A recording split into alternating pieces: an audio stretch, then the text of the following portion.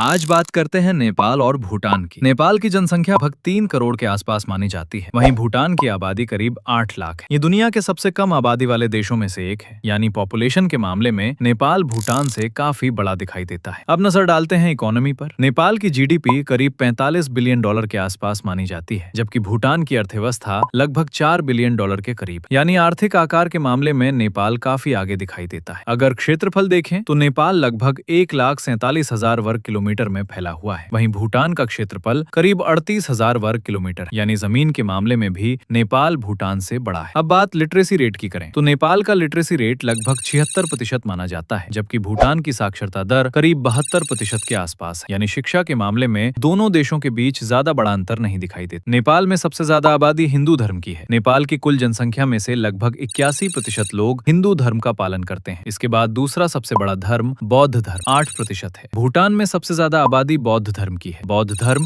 लगभग 74% आबादी इस धर्म को मानती है। ये भूटान का आधिकारिक और राजकीय धर्म भी है। हिंदू धर्म लगभग 22% आबादी हिंदू है, जो मुख्य रूप से दक्षिणी भूटान में रहती है। नेपाल की आधिकारिक मुद्रा का नाम नेपाली रुपया है। भूटान की मुद्रा का नाम नुल्ट्रम है, जिसकी कीमत भारतीय रुपए के बिल्कुल बराबर होती है। लेकिन कहानी यहीं खत्म नहीं होती। नेपाल दुनिया की सबसे ऊंची चोटी माउंट एवरेस्ट, भगवान बुद्ध का जन्म स्थान लुम्बिनी, पवित्र पशुपतिनाथ मंदिर और वीर गोरखा सैनिक नेपाल की खास पहचान है। इसके अलावा नेपाल का झंडा भी दुनिया में सबसे अलग माना जाता है। वहीं भूटान अपनी प्राकृतिक सुंदरता, खुशहाली के अनोखे मॉडल और ग्रॉस नेशनल हैप्पीनेस जैसी सोच के लिए पूरी दुनिया में प्रसिद्ध है। इसे land of the thunder dragon भी कहा जाता है। सबसे खास बात, भूटान दुनिया का इकलौता कार्बन नेगेटिव देश है और इसकी अनोखी परंपराएं इसे दुनिया में अलग पहचान देती हैं। अब आप बताइए, इन दोनों देशों में आपके हिसाब से कौन ज्यादा ताकतवर है?